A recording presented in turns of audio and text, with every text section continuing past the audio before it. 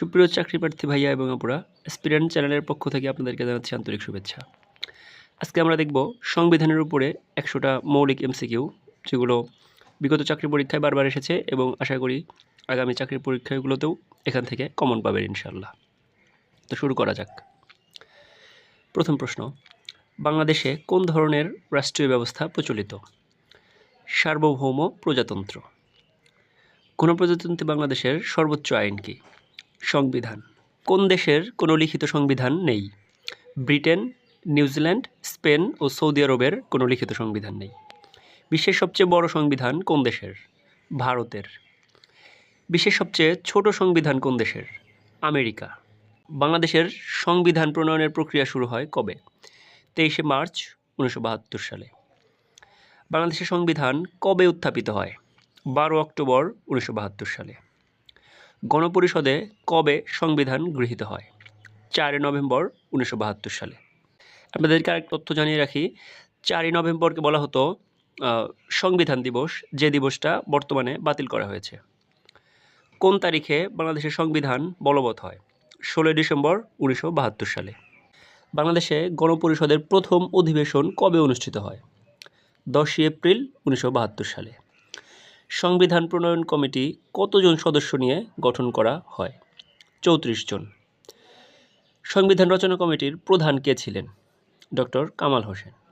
সংবিধান রচনা কমিটির একমাত্র মহিলা সদস্য কে ছিলেন? রাজিয়া বেগম। বাংলাদেশের সংবিধানের কয়টি পাঠ রয়েছে? 2টি, বাংলা এবং ইংরেজি।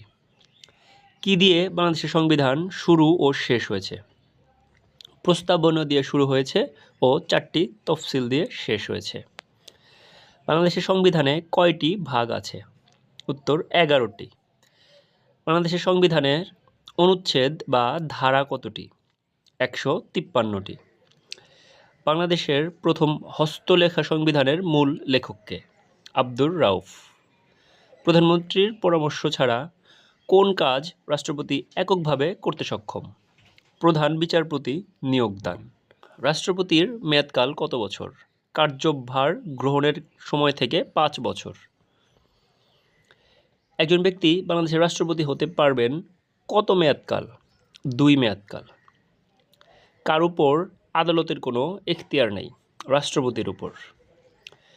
জাতীয় সংসদের সভাপতিকে? স্পিকার। রাষ্ট্রপতি পদত্যাগ করতে চাইলে কাকে উদ্দেশ্য করে পদত্যাগপত্র লিখবেন? স্পিকারের উদ্দেশ্যে। প্রধানমন্ত্রী, মন্ত্রী, প্রতিমন্ত্রী ও উপমন্ত্রীদের নিয়োগ প্রদান করেন কে? রাষ্ট্রপতি। অ্যাটর্নি জেনারেল পদে নিয়োগদান করেন কে? রাষ্ট্রপতি। বাংলাদেশের সর্বোচ্চ আদালত কোনটি? Supreme court. সুপ্রিম কোর্টের কয়টি বিভাগ আছে? 2টি, আপিল বিভাগ ও হাইকোর্ট বিভাগ। সুপ্রিম কোর্টের বিচারপতিদের মেয়াদকাল কত? 67 বছর পর্যন্ত। অর্থাৎ একজন বিচারপতি তার 67 বছর পর্যন্ত বিচারপতি হিসেবে দায়িত্ব পালন করতে পারেন। বাংলাদেশের সংবিধানের প্রথম মূলনীতি কী ছিল? ধর্মনিরপেক্ষতা, জাতীয়তাবাদ, গণতন্ত্র ও সমাজতন্ত্র। কোন আদেশ বলে সংবিধানের মূলনীতি ধর্মনিরপেক্ষতা বাদ দেয়া হয়? 1978 সনে দ্বিতীয় ঘোষণাপত্র আদেশ নম্বর 4 এর তফসিল 2 বলে ধর্মনিরপেক্ষতা বাদ দেয়া হয়েছে। কোন আদেশ বলে সংবিধানের শুরুতে বিসমিল্লাহির রহমানির রহিম সন্নিবেশিত হয়? 1978 সনে দ্বিতীয় ঘোষণাপত্র আদেশ নম্বর 4 এর তফসিল বলে বিসমিল্লাহির রহমানির রহিম সন্নিবেশিত করা হয়েছিল। কোন আদেশ বলে বাংলাদেশের নাগরিক বাংলাদেশি বলে পরিচিত হন? 1978 সনের দ্বিতীয় ঘোষণাপত্র আদেশ নম্বর 6 এর তফসিল 2 বলে।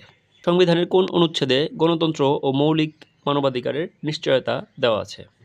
11 নম্বর অনুচ্ছেদে। সংবিধানের কোন অনুচ্ছেদে কৃষক ও শ্রমিকের মুক্তির কথা বলা আছে? 14 নম্বর অনুচ্ছেদে। সংবিধানের কোন অনুচ্ছেদে নির্বাহী বিভাগ থেকে বিচার বিভাগ পৃথকীকরণ এর কথা বলা হয়েছে? 22 নম্বর অনুচ্ছেদে। সকল নাগরিক আইনের চোখে সমান এবং আইনের সমান আশ্রয় লাভের অধিকারী, এই কথাটি বর্ণিত আছে কোন অনুচ্ছেদে? 27 নম্বর অনুচ্ছেদে। জীবন ও ব্যক্তি স্বাধীনতার অধিকার রক্ষিত হয়েছে কোন অনুচ্ছেদে? তৃতীয় ভাগে 32 নম্বর অনুচ্ছেদে। গ্রেফতার ও আটক সম্পর্কিত রক্ষা কবচের কথা বলা আছে কোন অনুচ্ছেদে? তৃতীয় ভাগে 33 নম্বর অনুচ্ছেদে। জবরদস্তি নিষিদ্ধ করা হয়েছে কোন অনুচ্ছেদে? তৃতীয় ভাগে 34 নম্বর অনুচ্ছেদে। চলাফেরার স্বাধীনতা দেয়া হয়েছে কোন অনুচ্ছেদে? তৃতীয় ভাগে 36 নম্বর অনুচ্ছেদে। সমাবেশের স্বাধীনতা দেওয়া হয়েছে কোন অনুচ্ছেদে? তৃতীয় ভাগের 37 নম্বর অনুচ্ছেদে। সমিতি ও সংঘ গঠনের স্বাধীনতা দেওয়া হয়েছে কোন অনুচ্ছেদে? তৃতীয় ভাগে 38 নম্বর অনুচ্ছেদে। চিন্তা ও বিবেকের স্বাধীনতা দেওয়া হয়েছে কোন অনুচ্ছেদে? তৃতীয় ভাগে 39-1 অনুচ্ছেদে। বাক ও ভাব প্রকাশের স্বাধীনতা দেওয়া হয়েছে কোন অনুচ্ছেদে? তৃতীয় ভাগের 39-2 ক অনুচ্ছেদে। সংবাদপত্রের স্বাধীনতা দেওয়া হয়েছে কোন অনুচ্ছেদে? তৃতীয় ভাগের 39-2 খ অনুচ্ছেদে। পেশা ও বৃত্তির স্বাধীনতা দেওয়া হয়েছে কোন অনুচ্ছেদে? তৃতীয় ভাগের 40 নম্বর অনুচ্ছেদে। ধর্মীয় স্বাধীনতার কথা বলা হয়েছে কোন অনুচ্ছেদে? তৃতীয় ভাগের 41 নম্বর অনুচ্ছেদে। সম্পত্তির অধিকারের কথা বর্ণিত হয়েছে কোন অনুচ্ছেদে? তৃতীয় ভাগের 42 নম্বর অনুচ্ছেদে। স্পিকার ও ডেপুটি স্পিকার সংক্রান্ত অনুচ্ছেদ কোনটি? 74 নম্বর অনুচ্ছেদ। ন্যায়পাল নিয়োগ সংক্রান্ত কথা বলা হয়েছে 77 নম্বর অনুচ্ছেদে। আপনাদের জানিয়ে রাখি, বাংলাদেশের স্বাধীনতার পর থেকে আজ পর্যন্ত কোনো সরকার বা কোনো রাষ্ট্রপতি ন্যায়পাল নিয়োগ দেয়নি। এই পদটি শুধুমাত্র সাংবিধানিক একটি পদ এবং এটা আজ পর্যন্ত শূন্যই পড়ে রয়েছে। জাতীয় সংসদে ন্যায়পাল আইন কবে পাশ হয়? 1980 সালে। বাংলাদেশের সংবিধানের এ পর্যন্ত মোট কতটি সংশোধনী আনা হয়েছে? 17টি। অর্থাৎ সংবিধান প্রণয়নের পর থেকে আজ পর্যন্ত মোট 17 বার বিভিন্ন প্রয়োজনে সংবিধান সংশোধন করা হয়েছে। ইনডেমনিটি অধ্যাদেশ কবে জারি করা হয়? 26শে সেপ্টেম্বর 1975 সালে। ইনডেমনিটি অধ্যাদেশ কবে বাতিল করা হয়? 12 নভেম্বর 1996 সালে। ইনডেমনিটি অধ্যাদেশকে বলা হয় দায় মুক্তি অধ্যাদেশ, যেটা 1975 সালে শেখ মুজিবুর রহমানকে সপরিবারে যে হত্যাকাণ্ডটা ঘটানো হয়েছিল, এটার সাথে জড়িত ব্যক্তিদের কোনো শাস্তি দেওয়া যাবে না এরকম একটা বিধান করে যে আদেশ জারি করা হয় তারই নাম ছিল ইনডেমনিটি অধ্যাদেশ, যেটি 1996 সালে 12 নভেম্বর বাতিল করা হয়েছিল। বাংলাদেশের আইনসভার নাম কি? জাতীয় সংসদ। জাতীয় সংসদ ভবনের ভিত্তিপ্রস্তর স্থাপন করা হয় কবে? 1962 সালে। জাতীয় সংসদ ভবনের স্থপতি কে? Louis I Kahn. Louis I Kahn কোন দেশের নাগরিক? তিনি যুক্তরাষ্ট্রের নাগরিক, কিন্তু তিনি এস্তোনীয় বংশোদ্ভূত। জাতীয় সংসদ ভবনের ছাদ ও দেয়ালের স্ট্রাকচারাল ডিজাইনার কে? হ্যারি পাম ব্লুম। জাতীয় সংসদ ভবনের নির্মাণ কাজ শুরু হয় কবে? 1965 সালে। জাতীয় সংসদ ভবনের ভূমির পরিমাণ কত? 215 একর। জাতীয় সংসদ ভবন উদ্বোধন করা হয় কবে? 1982 সালের 28শে জানুয়ারি। জাতীয় সংসদ ভবন কত তলা বিশিষ্ট? 9 তলা। জাতীয় সংসদ ভবনের উচ্চতা কত? 155 ফুট। বাংলাদেশের জাতীয় সংসদের প্রতীক কি? শাপলা ফুল। জাতীয় সংসদ ভবন কে উদ্বোধন করেন? রাষ্ট্রপতি আব্দুস সাত্তার। বর্তমান জাতীয় সংসদের প্রথম অধিবেশন কবে বসে? 15 ফেব্রুয়ারি 1982 সালে। বাংলাদেশের সংসদের মোট আসন সংখ্যা কতটি? 350টি।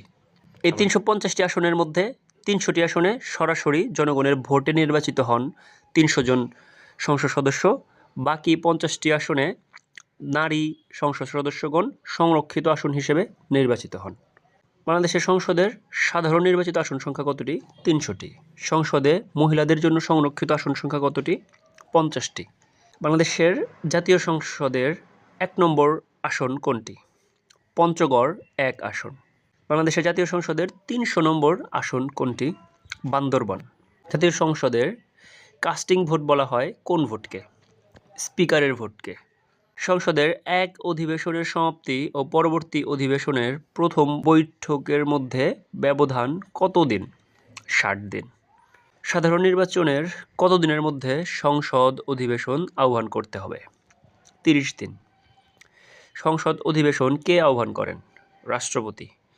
সংসদ অধিবেশনের কোরাম পূর্ণ হয় কতজন সংসদ হলে? 60 জন।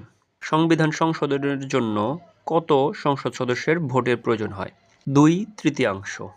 একাধারে কতদিন সংসদে অনুপস্থিত থাকলে সংসদ সদস্য পদ বাতিল হয়? 90 কার্যদিবস। গণপরিষদের প্রথম স্পিকার কে? শাহ আব্দুল হামিদ। গণপরিষদের প্রথম ডেপুটি স্পিকার কে? মোহাম্মদুল্লাহ। এদেশের জাতীয় রাজনীতির ইতিহাস কবে থেকে চর্চা শুরু হয়? 1937 সাল থেকে। কোন কোন বিদেশি প্রথম জাতীয় সংসদে ভাষণ দেন? যুগোস্লাভিয়ার প্রেসিডেন্ট জোসেফ মার্শাল টিটো 31 জানুয়ারি 1974 সালে ভাষণ দেন এবং ভারতের প্রেসিডেন্ট ভিভি গিরি 18 জুন 1974 সালে বাংলাদেশের জাতীয় সংসদে ভাষণ দেন। বাংলাদেশের 8ম জাতীয় সংসদ নির্বাচনে নির্বাচিত একজন সদস্য নিজেই নিজের শপথবাক্য পাঠ করিয়েছিলেন, তিনি কে? উত্তর অ্যাডভোকেট আব্দুল হামিদ। নির্বাচন কমিশন কার সমমর্যাদার অধিকারী? সুপ্রিম কোর্টের। বাংলাদেশের প্রথম নির্বাচন কমিশনার কে? বিচারপতি এম ইদ্রিস। বাংলাদেশের বর্তমান নির্বাচন কমিশনার কে? A M Nasir Uddin. নির্বাচন কমিশন কেমন প্রতিষ্ঠান? স্বতন্ত্র ও নিরপেক্ষ প্রতিষ্ঠান। তত্ত্বাবধায়ক বিল কবে সংসদে পাশ হয়? 27 মার্চ 1996 সালে। বাংলাদেশের প্রথম রাষ্ট্রপতি কে? সৈয়দ নজরুল ইসলাম, তিনি ছিলেন মুক্তিযুদ্ধকালীন অস্থায়ী রাষ্ট্রপতি। অ্যাডভোকেট আব্দুল হামিদ বাংলাদেশের কততম প্রেসিডেন্ট ছিলেন? 20তম। বাংলাদেশের প্রথম প্রধানমন্ত্রী কে? তাজউদ্দিন আহমেদ। বাংলাদেশের রাষ্ট্রপতি হতে হলে বয়স কমপক্ষে কত হতে হবে? 35 বছর। বাংলাদেশের প্রধানমন্ত্রী হতে হলে বয়স কমপক্ষে কত হতে হবে? 25 বছর। জাতীয় সংসদের সদস্য হতে হলে বয়স কমপক্ষে কত হতে হবে? 25 বছর। এ পর্যন্ত ছিল আজকের ভিডিও।